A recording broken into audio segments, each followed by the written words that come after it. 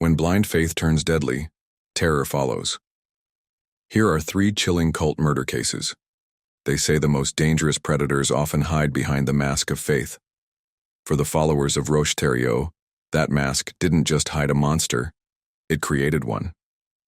In the frigid wilderness of Canada, a charismatic leader turned his religious commune into a house of horrors, where devotion meant enduring unimaginable torture, and questioning his authority meant facing death. But this isn't just another story about a cult leader's descent into madness. This is about how blind faith and manipulation can transform ordinary people into both victims and accomplices. How a man who claimed to be a prophet named Moses would leave a trail of broken bodies and shattered lives across Quebec and Ontario. The story I'm about to tell you isn't for the faint of heart. It's a tale of survival, of children torn from their families, of followers who endured medieval tortures in the name of purification, and at the center of it all, a man whose acts of cruelty would earn him a place among Canada's most notorious criminals. So, who was this self-proclaimed prophet, and how did he convince dozens of people to submit to his reign of terror? Well, before we dive into the darkness, let's start at the beginning. Like many stories of evil, this one starts innocently enough. Roche-Thériault was born on May 16, 1947, in the quiet town of Saint-Épiphane, Quebec. On the surface, he seemed like any other bright young French-Canadian boy. His teachers praised his intelligence, noting his quick mind and natural curiosity. But beneath that promising exterior, something was already different. While other children were playing and making friends, young Roch was immersing himself in the Old Testament. He dropped out of school in the 7th grade, not because he couldn't keep up, but because he had found a different calling. The apocalypse was coming, he believed, and he needed to prepare. Roch became convinced that a war between good and evil would bring about the end of the world. In January 1977, he converted from Catholicism to the Seventh-day Adventist Church. The church's holistic beliefs about healthy living and clean eating gave him a foundation, but for Roch, it wasn't enough. He needed more control, more devotion, more power. It was during his time organizing seminars for the Adventists that Roch's true talents emerged. He had a gift, you see, not for prophecy, but for persuasion. His charisma was magnetic, his words hypnotic. One by one, people began to listen, and one by one, they began to follow. In 1977, Roch convinced a group of people to abandon their jobs, their homes, and their families to join him in what he promised would be a spiritual paradise. They formed a commune in Sainte-Marie, Quebec, where Roch painted a vision of unity, equality, and freedom from sin. But there was a catch. To be truly free, they had to cut all ties with their past lives, including their families and the Seventh-day Adventist Church. As 1979 approached, Roch's apocalyptic fears intensified. He claimed God had warned him that February would bring the end of the world. To save his followers, he led them on a grueling hike to a remote mountainside in the Gaspé Peninsula. He named it Eternal Mountain, promising it would be their sanctuary from the coming destruction. While his followers worked tirelessly to build their new home, Roch watched from afar. He compared them to ants laboring in an anthill, and the name stuck. They became known as the Ant Hill Kids. But when February 1979 came and went without the promised apocalypse, some began to question their leader's wisdom. Roch had an answer ready. Time on Earth, he explained, didn't move in parallel with God's time. It was merely a miscalculation. And to prove his divine connection, he began taking multiple wives, impregnating every female member of the group. By the 1980s, his family had grown to nearly 40 members, all wearing identical tunics to show their equality and devotion. But equality was the last thing on Roch's mind. As his drinking problem worsened, the mask of the benevolent prophet began to crack. The rules became stricter, the punishments more severe. Members couldn't speak to each other without his presence. Sexual relationships required his permission. And those who dared to question him? Well, that's where our story takes its darkest turn. You see, Roch had developed a taste for something more sinister than mere control. He began spying on his followers, claiming God told him of their transgressions. And the punishments he devised? They went beyond anything you might imagine a human being capable of inflicting on another. If someone wished to leave the commune, and by now many did, they faced a choice: endure his correction or face eternal damnation. He would suspend them from the ceiling, strike them with hammers, or pluck out their body hair one strand at a time. Some were forced to sit on lit stoves, others to break their own legs with sledgehammers. By 1984, the Ant Hill Kids had relocated to Burnt River, Ontario, and what started as strict discipline had evolved into something far more sinister. Roch, now fully embracing his role as Moses, began performing what he called purification sessions. Picture this: followers stripped naked, enduring brutal whippings while Roch claimed to be cleansing them of their sins. But perhaps the most terrifying aspect of life in the commune was Roch's obsession with amateur surgery. Convinced he possessed divine healing powers, he began performing crude operations on his followers without anesthesia. These weren't just simple procedures. We're talking about injecting pure ethanol into stomachs and performing circumcisions on both adults and children with kitchen knives. As one survivor would later tell investigators, he played with us like a cat plays with a mouse. And like a cat, Roch seemed to take pleasure in the suffering he inflicted. The children weren't spared either. They were sexually abused, held over fires, and even nailed to trees while other children were forced to throw stones at them. B. Hodgson, a resident of Burnt River at the time, remembers the commune's presence in their small community. All the residents knew about them, but they didn't know anything untoward was going on, because that wasn't discovered until later. The Ant Hill Kids would sell baked goods at the local store, appearing to be just another religious group living off the grid. But behind closed doors, the horror continued to escalate. In one particularly brutal incident, when a follower complained of stomach pain, Roch demonstrated the full extent of his madness. He forced the woman to strip naked, laid her on a kitchen table, and began what he called a healing ceremony. The year was 1989, and Solange Boilard's stomach pain would become her death sentence. What happened next was so grotesque that even hardened investigators would have trouble discussing it. Roch, high on his own delusions of godhood, punched Boilard in the stomach and forced a plastic tube into her rectum, performing a crude enema with molasses and olive oil. But he wasn't finished. Using a kitchen knife, he cut open her abdomen and, with his bare hands, ripped out part of her intestines. He forced another follower, Gabrielle Lavallee, to stitch her up using a regular needle and thread. The other women were made to blow air down Boilard's throat through a tube.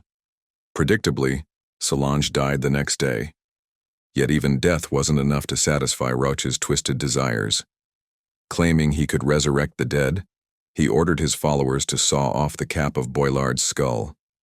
What he did next is almost too disturbing to recount, but it speaks to the depths of his depravity. He ejaculated onto her exposed brain, claiming this would bring her back to life. When it didn't work, her body was quietly buried near the commune. The story might have ended there, lost in the vast wilderness of Ontario, if it weren't for Gabrielle Lavallee. She had endured unimaginable tortures at Roch's hands, welding torch burns to her genitals, a hypodermic needle breaking off in her back, and the forcible removal of 8 of her teeth. But it was what happened next that finally broke her. After attempting to escape, Gabrielle returned to the commune, unable to break free from Roch's psychological hold. His response? He cut off parts of her breast, smashed her head with the blunt side of an axe, pinned her hand to a wooden table with a hunting knife, and used wire cutters to remove one of her fingers before finally amputating her entire arm with a cleaver. This time, when Gabrielle fled, she didn't go back. She contacted authorities, and in 1989, the carefully constructed walls of Roch's kingdom began to crumble. The police investigation revealed horrors that even seasoned officers found difficult to process. Social worker Bob Gallipo, who had visited the commune years earlier, reflected on the signs they missed. "When we first went there, we were quite impressed by the workmanship," he said. You need to have a reason to take those kids away. You can't just go on a gut feeling. But now, the evidence was overwhelming. The children who had been removed from the commune years earlier began sharing their stories of abuse. Former followers, finally free from Roch's influence, started speaking out. The investigation uncovered more deaths than just Solange Boilard. There was Samuel Giguère, an infant who died during a botched circumcision. Another child had been left to freeze to death in a wheelbarrow. Two other followers, Geraldine Gagné-Auclair and Gabrielle Nadeau, had died following Roche's homeopathic treatments. But perhaps the most chilling aspect of the investigation was the loyalty some followers still showed to their tormentor. Even after witnessing countless acts of brutality, even after seeing children tortured and friends die, some couldn't break free from Roche's psychological grip. As one investigator noted, he had convinced them that he was their only path to salvation. The fear of eternal damnation was stronger than their fear of him. In 1993, justice finally caught up with Roche-Thériault. Standing in a Canadian courtroom, the self-proclaimed prophet no longer commanded the presence he once did. Gone were the flowing robes and messianic proclamations, replaced by prison garb and handcuffs. He pleaded guilty to second-degree murder in the death of Solange Boilard, receiving a life sentence. But for many, the sentence seemed inadequate given the scale of his crimes. One prosecutor remarked, "How do you measure justice for 2 decades of torture?" Some of his followers had spent half their lives under his control, their bodies and minds forever scarred by his divine punishments. The children who survived the commune carried their own deep wounds. Many had been born into the cult, never knowing a normal life. They'd watched siblings being tortured, participated in abuse under threat of punishment, and lived in constant fear. Social services eventually removed 17 children from the commune, but the psychological damage was already done. Even in prison, Roche's manipulative nature didn't fade. During conjugal visits, he managed to father 4 more children with his remaining loyal followers. Some women, still under his spell, would make the journey to Dorchester Penitentiary in New Brunswick, where he was transferred in 2000. By 2009, Roch had found a new way to exploit his notoriety. He attempted to sell his artwork on a website called murderauction.com, marketing himself as one of Canada's most infamous criminals. The Correctional Service of Canada quickly intervened, preventing his works from leaving the prison. Even behind bars, he was trying to profit from his crimes. But on February 26, 2011, the story of the Ant Hill Kids prophet came to an abrupt and violent end. At age 63, Roche-Thériault met his fate at the hands of his cellmate, Matthew Gerard MacDonald. The man who had inflicted so much pain on others died from a knife wound to his neck. MacDonald, himself serving a life sentence for murder, calmly walked to the guard station after the attack, handed them the weapon, and delivered a chilling message. "That piece of shit is down on the range. Here's the knife, I've sliced him up." Today, the forested land near Burnt River where the Ant Hill Kids once lived has long since been reclaimed by nature. But for the survivors and their families, the scars remain. Some former members have written books, others have disappeared into anonymity, trying to forget their past. B. Hodgson, still living in Burnt River, remembers how the community changed after the truth came out. "We all became more vigilant," she says. "You realize evil can hide in plain sight, even in a small town like ours." The case of the Ant Hill Kids serves as a dark reminder of how charisma and religious manipulation can be weaponized against vulnerable people. Roche-Thériault wasn't just a cult leader. He was a master manipulator who used faith as a tool for control and abuse. Perhaps the most chilling aspect of this story isn't the brutality of the crimes themselves, but how ordinary people could be gradually conditioned to accept such horror as divine will. It started with small compromises, giving up possessions, cutting ties with family, and escalated to unimaginable acts of violence. Today, experts study the Ant Hill Kids case to better understand how to identify and prevent similar situations. Social workers are trained to look for subtle signs of abuse in isolated religious communities, and law enforcement has developed new protocols for investigating suspected cult activity. As we close this dark chapter in Canadian history, we're left with troubling questions. How do we balance religious freedom with protecting the vulnerable? How can we prevent charismatic predators from exploiting faith for their own twisted purposes? And perhaps most importantly, how do we help survivors rebuild their lives after experiencing such profound trauma? And remember, sometimes the most important thing we can do is listen to that quiet voice of doubt when something doesn't feel right. Because as the Ant Hill kids learned too late, blind faith can sometimes lead us down a very dark path. For the next case, brace yourself for another chilling tale of cult-driven horror. Let's dive in. Justice often moves slowly, especially when confronting unspeakable crimes. In the small municipality of Altamira, Brazil, it would take decades before the full truth emerged about a series of horrific attacks that terrorized the community between 1989 and 1993. The victims were young boys, all between 8 and 14 years old, targeted in what authorities initially believed were ritualistic crimes tied to a mysterious religious sect. But like many cases that shake a community to its core, the truth would prove far more complex than anyone initially imagined. This is a story about vulnerable children, a controversial spiritual organization, and a justice system that struggled to piece together what really happened in Altamira. The story begins in the late 1980s in Altamira, a growing municipality in northern Brazil's Pará state. Located along the banks of the Xingu River, Altamira was experiencing rapid development as workers and families moved to the area seeking new opportunities. But beneath this veneer of progress, something sinister was taking root. In August 1989, the first attack occurred. An 8-year-old boy named Joseph was lured away from his home by a stranger. Hours later, he was found with serious injuries. Just 3 months later, in November, another boy, 10-year-old Otoniel, was approached by a man who offered to help him pick mangoes. The stranger used a chemical-soaked cloth to render the child unconscious. When Otoniel regained consciousness, he had been grievously wounded. These attacks were just the beginning. Over the next 4 years, more boys would be targeted, each case following a similar pattern. Some victims survived but were left with life-altering injuries. Others vanished without a trace. And in the most tragic cases, young lives were ended in brutal fashion. As fear gripped the community, local police initially struggled to connect the dots between the attacks. Each case was investigated separately at first, leading to crucial early evidence being overlooked. It wasn't until multiple similar cases emerged that authorities began to see the disturbing pattern. The breakthrough in the case came when investigators discovered an unusual link. Several of the attacks had possible connections to a spiritual organization called Superior Universal Alignment. Led by a charismatic woman named Valentina de Andrade, the group held some extremely concerning beliefs about children born after 1981.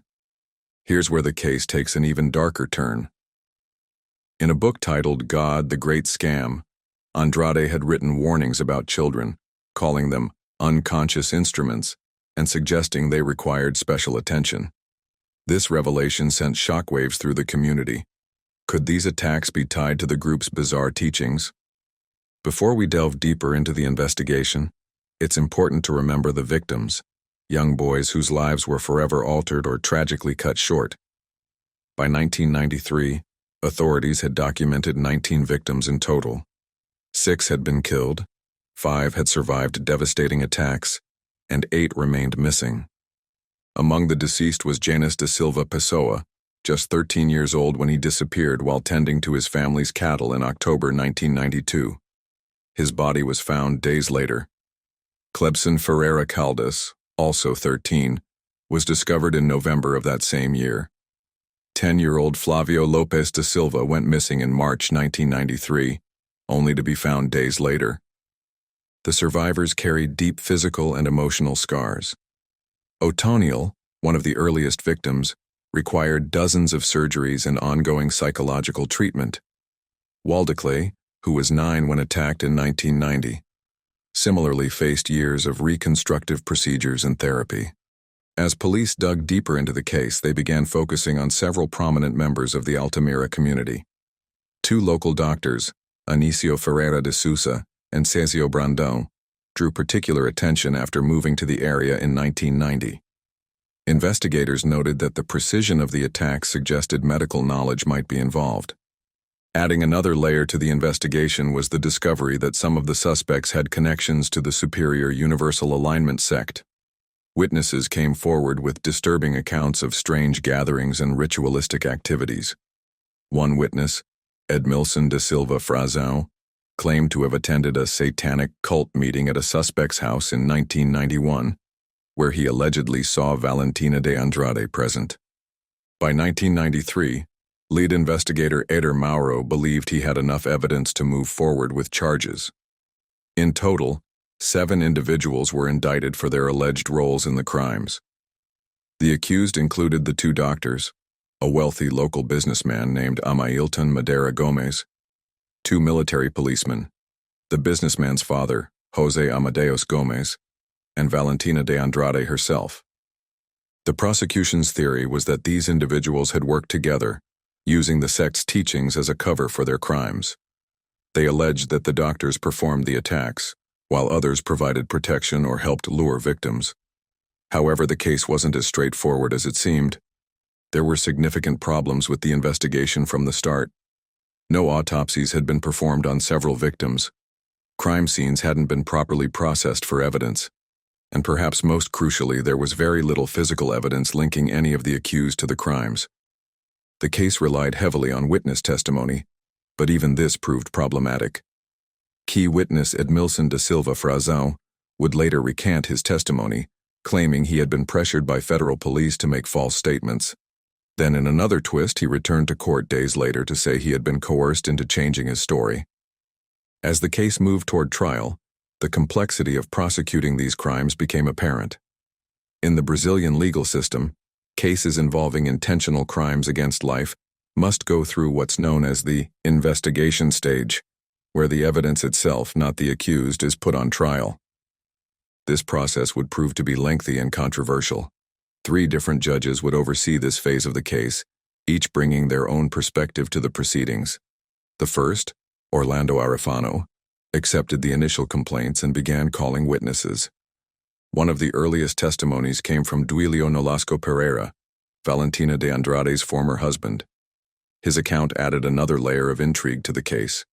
He described seeing Andrade in Altamira years earlier, surrounded by devoted followers who seemed to revere her every movement. But there was a problem. His timeline didn't match up with when the crimes occurred. As the legal proceedings dragged on, the community of Altamira found itself torn apart.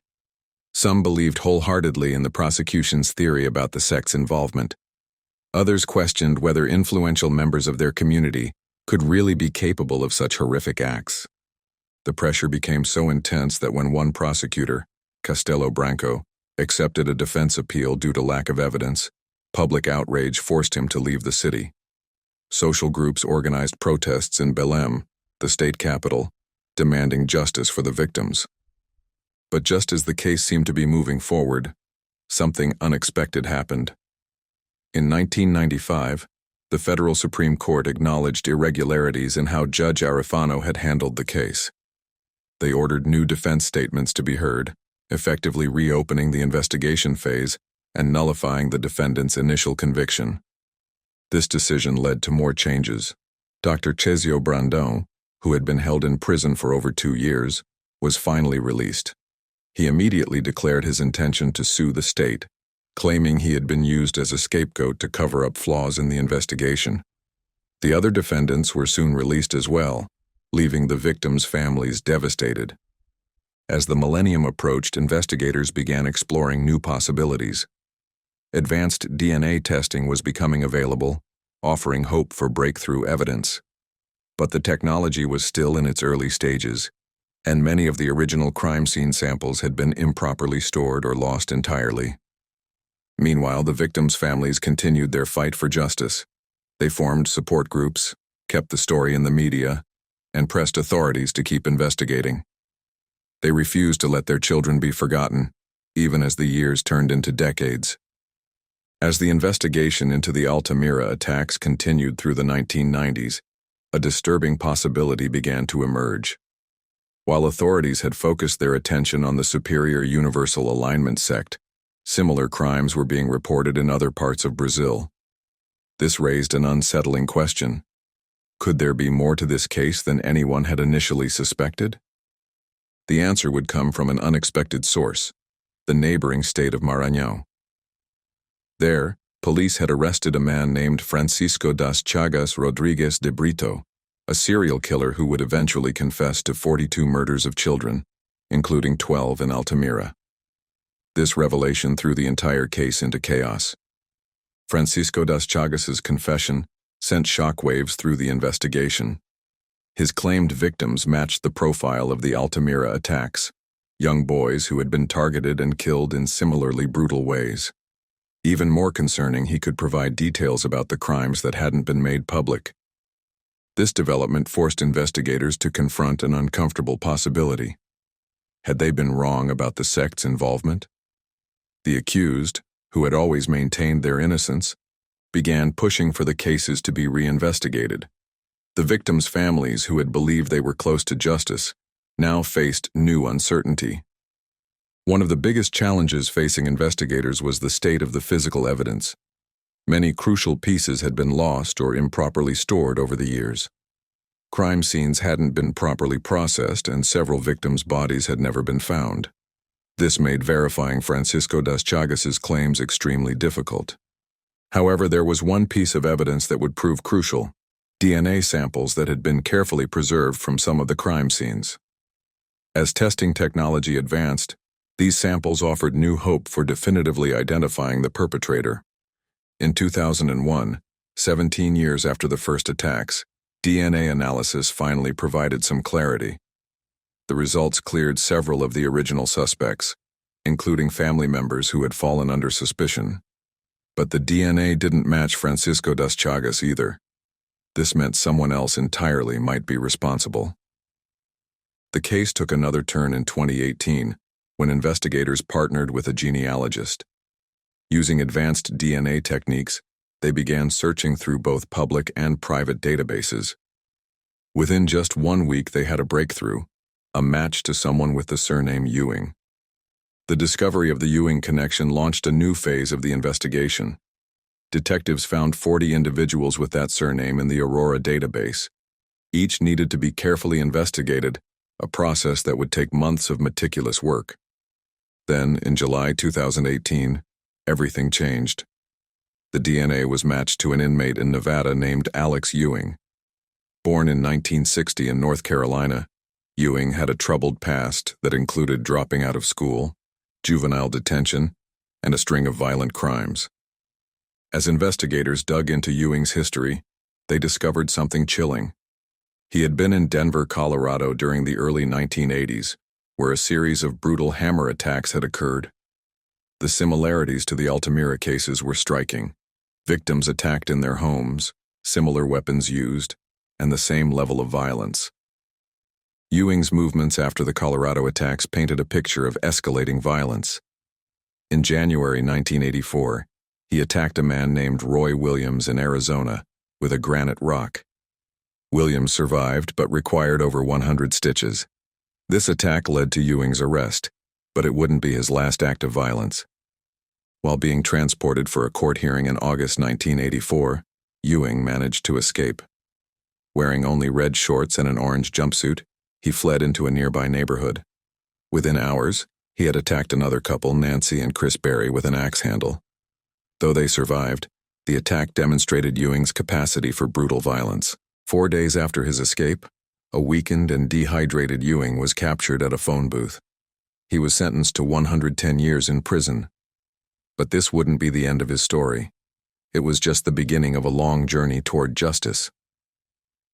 In July 2018, Colorado police and prosecutors traveled to the Northern Nevada Correctional Center to interview Ewing. They approached carefully, pretending to be non-law enforcement officers to keep him talking. They knew they had the DNA evidence they needed, but they wanted to hear what Ewing would say. During the interview, Ewing spoke openly about his past. He mentioned working construction in Colorado, particularly in Aurora and Lakewood. This detail was crucial. It placed him in the exact locations where the attacks had occurred. But when shown photos of the victims, Ewing's demeanor changed dramatically. He became agitated and immediately requested a lawyer. What Ewing didn't know was that after 34 years behind bars, his world was about to change dramatically. He had been preparing documents for parole, confident he could be released after serving 40 years. He'd even created a profile on a dating site anticipating his freedom. But the DNA evidence was about to shatter those dreams. The detective secured a court order for another cheek swab from Ewing. The results were conclusive. His DNA matched samples from multiple crime scenes. For the first time, investigators had solid scientific evidence linking a suspect to the attacks. But connecting Ewing to all the crimes would prove challenging. The process of bringing Ewing to justice wouldn't be simple. First, he had to be extradited from Nevada to Colorado to face charges. The initial hearing took place in October 2018, but Ewing wasn't going quietly. He informed the judge he would contest the extradition, beginning a 16-month legal battle. During this time, prosecutors faced their own challenges. Some of the crimes were too old to prosecute due to statute of limitations. However, there was no such limitation on the murder charges. In February 2020, after multiple appeals, the Nevada Supreme Court finally ordered Ewing's transfer to Colorado. What followed was a series of trials that would grip the nation's attention. The prosecution presented DNA evidence showing Ewing's presence at multiple crime scenes. They highlighted the similarities between attacks, the use of hammers, the method of entry through open garages, the positioning of victims' bodies. The defense tried to challenge the evidence, questioning the handling of DNA samples and pointing to the lack of fingerprints. But prosecutors had an answer. They suggested Ewing had worn gloves during the attacks, explaining the absence of prints while still accounting for the DNA evidence. After hours of deliberation, the jury initially appeared deadlocked. The prosecution urged the judge to keep them working, while the defense pushed for a mistrial. The judge's decision to continue would prove crucial. After 6 more hours, the jury reached their verdict. Ewing was found guilty on multiple counts of murder and other charges. At his sentencing, when given the chance to speak, he offered only a cold, "No thank you." The judge, disgusted by the brutality of his crimes, sentenced him to 3 consecutive life sentences without the possibility of parole. For the survivors and victims' families, the verdicts brought mixed emotions. While they finally had answers, nothing could undo the damage done. One survivor shared her story of battling depression and addiction before finally reclaiming her life. Even with her attacker behind bars, she said the capture brought her no peace. The trauma had already left its mark. The case also had lasting effects on the community of Altamira. The initial focus on the Superior Universal Alignment sect had divided the town and ruined several lives. Those wrongly accused had spent years under suspicion, their reputations permanently damaged. The real perpetrator had been out there all along, continuing his violent spree while an innocent spiritual group took the blame. As we close this section of our investigation, it's clear that the Altamira case teaches us several important lessons about criminal justice. The danger of focusing too quickly on a single theory, the importance of preserving evidence, and the power of advancing technology to solve cold cases. But perhaps the most important lesson is about the human cost of violent crime. The survivors, the families, and even the community itself would carry these scars for decades. With Alex Ewing behind bars, serving multiple life sentences, the legal chapter of this horrific story finally came to a close. But for the community of Altamira and the families affected by these crimes, the impact continues to ripple through their lives even today. The case fundamentally changed how Brazil approaches investigations of violent crimes. The initial rush to blame the Superior Universal Alignment sect, while the real perpetrator continued his spree elsewhere, became a cautionary tale about the dangers of tunnel vision in criminal investigations. Valentina de Andrade and her Superior Universal Alignment organization had their lives forever altered by the false accusations. Despite her eventual acquittal, the stigma of being associated with such horrific crimes never fully faded. The case raised serious questions about how religious organizations, particularly those with unconventional beliefs, can become convenient scapegoats in times of crisis. The doctors who were wrongly accused, Anicio Ferreira de Sousa and Césio Brandão, spent years rebuilding their reputations. Their story serves as a stark reminder of how quickly public opinion can turn and how difficult it is to reclaim one's good name once it's been tarnished. The Altamira case marked a turning point in Brazilian forensic science. The preservation of DNA evidence, even in an era when such testing wasn't yet possible, proved crucial to eventually solving the case. This led to new protocols for evidence collection and storage, particularly in cases involving violent crimes. Law enforcement also learned valuable lessons about the importance of connecting similar cases across jurisdictions. The failure to initially link the attacks in Altamira to similar crimes in other areas allowed the violence to continue unchecked for years. For those who survived the attacks, life has been a journey of recovery and resilience. Many required extensive medical procedures and years of psychological counseling. Some, like Otoniel and Waldeclay, underwent numerous reconstructive surgeries. Their stories of survival serve as powerful testimonies to human resilience in the face of unimaginable trauma. The families of those who didn't survive continue to honor their loved ones' memories. They've become advocates for child safety and improved criminal investigations, ensuring that their children's deaths weren't entirely in vain. The case highlighted several crucial aspects of modern criminal investigation. The importance of preserving evidence even when current technology can't fully utilize it. The need to look beyond convenient explanations and follow evidence wherever it leads. The value of cooperation between jurisdictions when investigating violent crimes. The critical role of advanced forensic techniques in solving cold cases. Altamira itself was forever changed by these events. The community learned harsh lessons about safety and vigilance. Parents became more protective of their children, and the open, trusting nature of the small municipality was replaced by a more cautious approach to community life. The case also led to improved support systems for families of crime victims. Support groups formed during the investigation continue to operate today, helping other families cope with similar tragedies. Today, the Altamira case is studied by law enforcement agencies across Brazil and internationally.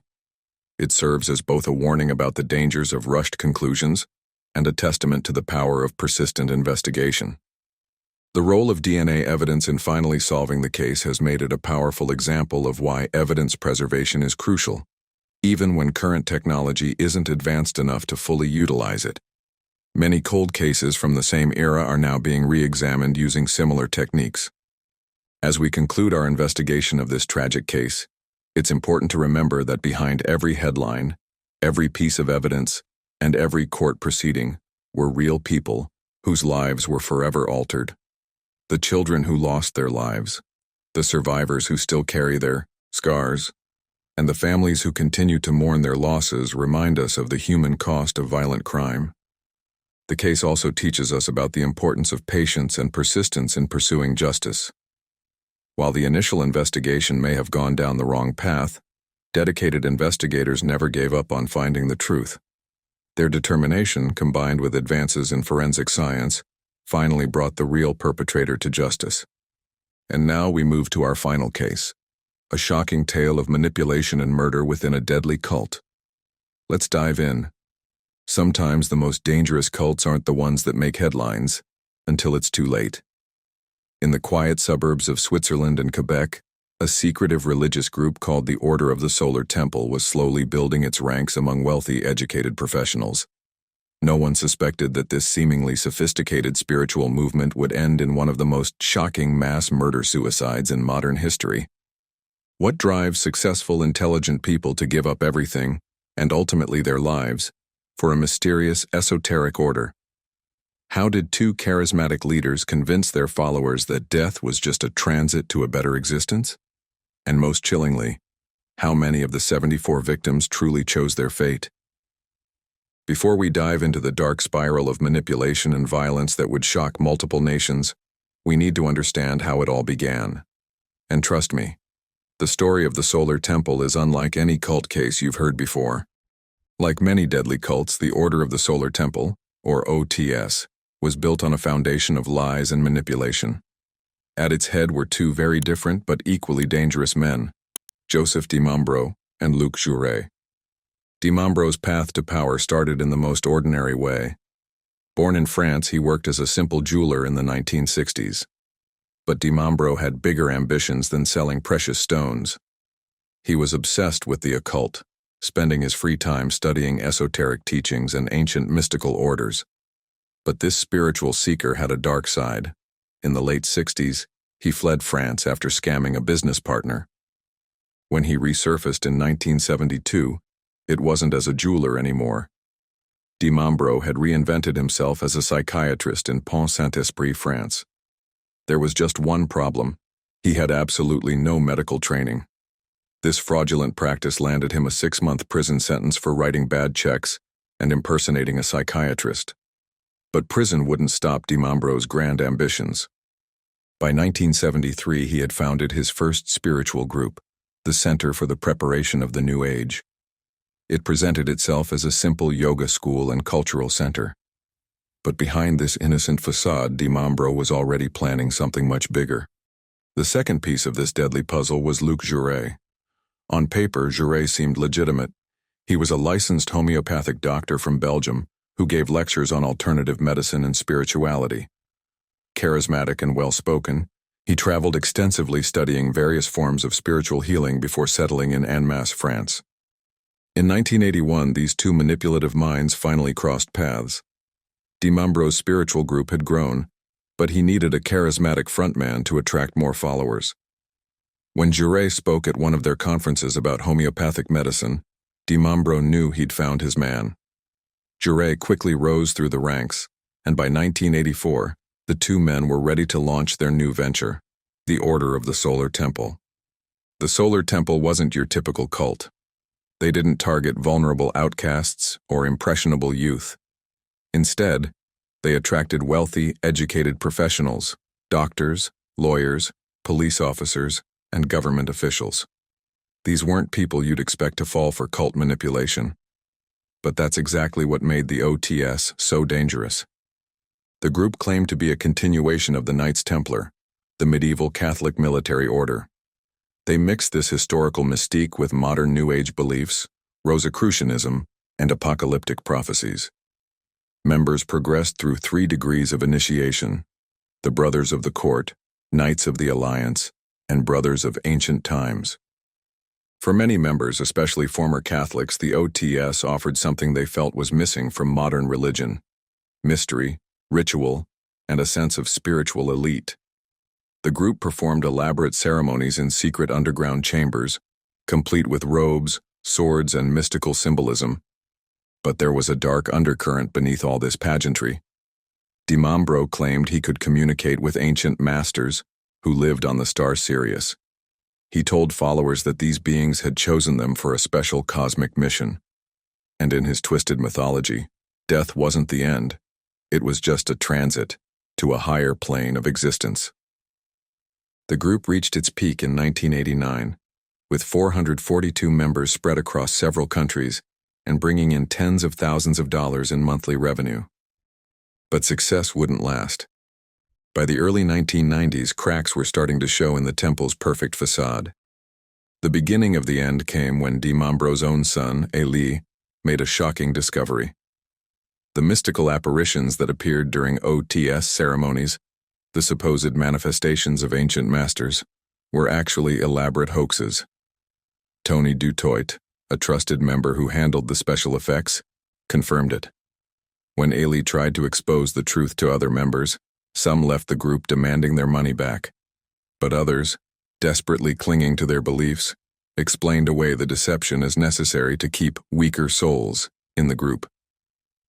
Dimambro had another problem: his daughter Emmanuelle.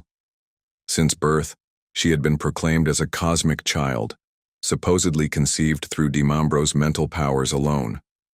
But by age 12, she was rejecting her messianic role and showing interest in normal teenage things.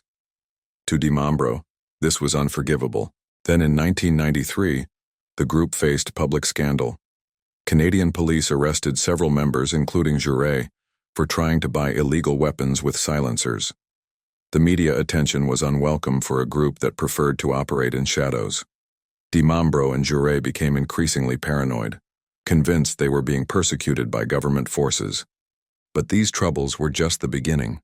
No one could have predicted the horrific events that would unfold in the fall of 1994. As Dimambro's grip on reality loosened, he began preparing his followers for what he called the final transit, a journey that would end in flames and tragedy. What happened next would shock even hardened investigators. On September 30th, 1994, Tony Dutoit, the man who had exposed Dimambro's fake apparitions, received an invitation to dinner at a chalet in Morin Heights, Quebec. Along with his wife Nikki and their 3-month-old son Christopher Emmanuel, the family arrived at the home around 5 p.m. They had no idea they were walking into a trap. Dimambro had ordered their deaths, but what made it even more chilling was his twisted reasoning. He was obsessed with the fact that the Dutoits had named their baby Christopher Emmanuel, similar to his own daughter's name, Emmanuel. In his deranged mind, this was an unforgivable offense. He believed their child was the Antichrist. What happened next was something out of a horror movie. When Tony entered the house, he was lured to the basement bathroom. Waiting in ambush were 2 cult members, Joel Egger and Jerry Janou. They struck Tony repeatedly with a baseball bat before stabbing him 50 times. His wife Nikki, likely hearing the commotion, was next. She was stabbed 8 times in the back, 4 times in the throat, and once in each breast, numbers that held ritual significance to the cult. But the most horrific act was still to come. Their infant son was stabbed 6 times, including with a wooden stake through the heart. This next part might be difficult to hear, so viewer discretion is advised. After the murders, 2 of the killers, Dominique Belleton and Joel Egger, immediately fled to Switzerland. The Janous stayed behind, meticulously cleaning the crime scene and preparing for their own deaths. 4 days later, they set timers to ignite the house, lay down in ceremonial robes, and died of smoke inhalation as the building burned around them. But this was just the beginning. Dimambro's plan was far more extensive than anyone could have imagined. Just days after the Dutoit murders, on the night of October 2, 1994, 23 people gathered at a farmhouse in Chery, Switzerland. Many had been lured there with promises that they would get back money they'd invested in the group. What they didn't know was that they had been labeled as traitors by Dimambro. Among them was Robert Falardeau, a government official who had booked a return flight to Canada, thinking he was just there to sign some papers. He made one final phone call to a friend saying, "Things are happening here," that he didn't understand at all. It would be his last communication. Inside the farmhouse, behind a secret door in a hidden salon, investigators would later find a horrific scene. 21 victims had been shot with a single .22 caliber pistol, while 2 others were suffocated with plastic bags. 8 bodies were arranged in a circle like wheel spokes, wearing ceremonial capes of white, black, and gold. The room was filled with religious symbols, crosses, chalices, and ritual items. Beyond that was an octagonal room with mirrored walls containing 3 more victims. But the horror wasn't over. That same night, in the resort town of Granges-sur-Salvan, another tragedy was unfolding. 25 people, including Dimambro, Jure, and many of their most loyal followers, gathered in 3 chalets. Among them was Dimambro's wife, his daughter Emmanuelle, and his son Elie, who had previously tried to expose the group's deceptions. The deaths in Salvan were different. Instead of gunshots, the victims were killed with a lethal cocktail of drugs, including powerful tranquilizers and poison. Some of the members recorded a final video, showing them singing and drinking something before falling asleep. The tape ends with haunting images of 2 children and Dimambro's wife, already dead. Early on October 5th, Swiss examining magistrate André Piller received an urgent call about a fire at the Chery farmhouse. When he arrived, firefighters were already battling the blaze. Inside, they found a sophisticated ignition system that had been triggered remotely by telephone. As they searched the property, each discovery became more disturbing than the last. Back in Quebec, investigators had already found the bodies of the Dutoit family and the Janous. Now, they were facing an unprecedented situation. coordinated mass deaths across 2 countries, with 53 victims in total. But even as they processed these crime scenes, something else arrived in the mail. The Solar Temple had prepared for this moment. They had written 4 letters, known as the Testament, which were mailed to various media outlets and officials. In these documents, they didn't describe their actions as suicide, but as a transit to a higher plane of existence. They believed they would be transported to the star Sirius, where they would continue their lives in solar bodies. But the evidence told a different story. Many of the victims showed signs of struggle. Some had their hands bound. Others had clearly been murdered. While 15 deaths could be confirmed as voluntary suicides, the rest appeared to be murders disguised as spiritual sacrifice. Among the dead were some surprising faces. There was Jocelyn Grandmaison, a business correspondent for a major Canadian newspaper; Robert Ostigui, the mayor of Richelieu, Quebec; Guy Béranger, a nuclear engineer from France. These weren't vulnerable outcasts. They were successful professionals who had fallen under the spell of Dimambro's twisted vision. You might think this was the end of the Solar Temple's tragic story, but you'd be wrong. The 1994 deaths were just the beginning of what would become a years-long nightmare. Because while the main leaders were dead, their dark influence lived on. On December 16, 1995, French police made a chilling discovery in a forest clearing on the Vercors Massif. 16 more bodies, including 3 children, were arranged in a star formation. 2 men, Jean-Pierre Lardanchet and André Friedli, had shot each member in the head before dousing the bodies with gasoline, setting them on fire, and turning their weapons on themselves. But even that wasn't the end. On March 22, 1997, 5 more members died in a house fire in Saint-Casimir, Quebec. What made this incident particularly disturbing was the presence of 3 teenagers, the children of 2 of the adult victims. These teens had originally been included in the suicide plan, but negotiated their right to live. In a tragic twist, they ended up helping their parents set the fatal fire at their request. In total, 74 people lost their lives in what the media dubbed the Solar Temple Transit. But the question remained: how many of them truly chose to die? The investigation into the Solar Temple deaths was complicated by several factors. First, there was the international nature of the crimes, spanning multiple jurisdictions. Then, there was the destruction of evidence. Many of the crime scenes had been deliberately set on fire. But perhaps most frustrating was the sophisticated planning that had gone into the deaths. The group had used remote-controlled ignition systems triggered by telephone. They had carefully prepared documents explaining their actions. They had even arranged for money to be transferred out of their accounts before dying. The Swiss examining magistrate André Piller initially promoted the theory of mass suicide, despite forensic evidence suggesting otherwise. In a controversial move, he ordered the destruction of the secret sanctuary beneath the Curie compound, claiming it was necessary to not shock believers or attract the curious. But journalists weren't satisfied. Months after the deaths, reporters from France too visited the ruins of the Salvan Chalet. In the kitchen garbage can, they found intact audio cassettes, recordings of telephone conversations between followers who had been spied on by Dimambro. These tapes provided crucial insight into the group's final days. Out of all the high-ranking members involved in the Solar Temple, only one person would face trial: Michael Tabachnik, a Swiss orchestra conductor who had been the president of the Golden Way Foundation. In 2001, he was tried in Grenoble, France for criminal conspiracy. The trial revealed the complex web of manipulation that Dimambro had woven. Tabachnik had written a series of philosophical texts called the Archés, which became central to the group's doctrine. But was he responsible for the deaths? After 2 separate trials and years of legal proceedings, Tabachnik was acquitted.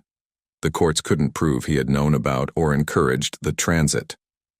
The Solar Temple deaths sent shockwaves through Europe and Canada. These weren't isolated cultists living on a compound. These were doctors, lawyers, police officers, and government officials. They had families, careers, and connections in their communities. How could so many successful, educated people fall victim to such deadly manipulation? The case led to major changes in how European governments deal with new religious movements. France strengthened its anti-cult legislation. Switzerland established the Centre Intercantonal d'Information sur les Croyances to monitor potentially dangerous groups. But perhaps the most chilling aspect of the Solar Temple story is how it challenges our assumptions about cult victims. These weren't vulnerable, isolated individuals. They were sophisticated professionals who gradually accepted increasingly extreme beliefs. It's a reminder that anyone can fall prey to manipulation when it's packaged in the right way. Even today, decades later, questions remain about the Solar Temple deaths. How many members truly believed in the transit, and how many were simply murdered? What happened to the millions of dollars that flowed through the group's accounts? And could something like this happen again? The case spawned numerous conspiracy theories, with some claiming government involvement or organized crime connections. But the evidence points to something perhaps more disturbing: the power of charismatic leaders to convince even highly educated people to embrace death as a path to enlightenment. The story of the Order of the Solar Temple serves as a dark reminder that spiritual manipulation can take many forms. It doesn't always look like what we expect. Sometimes it wears expensive suits, speaks of ancient wisdom, and attracts society's elite. But the end result can be just as deadly. What do you think? Could something like this happen today? How can we protect ourselves and our loved ones from this kind of manipulation? Share your thoughts in the comments below. And if you want to see more deep dives into fascinating true crime cases like these three, make sure to hit that subscribe button and turn on notifications. Thanks for watching, and I'll see you in the next video.